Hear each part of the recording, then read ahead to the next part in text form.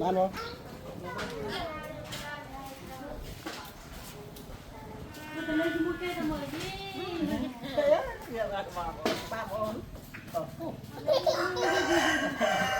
lại bị nghe sợ bị nói chứ ôn tê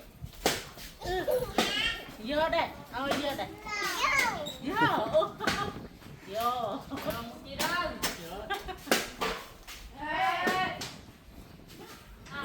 nhà bạn bạn mình một trạm miền ấy luôn bạn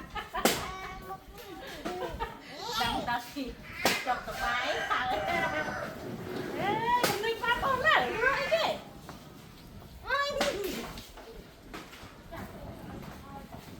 cô ạ cô bây giờ quay tiền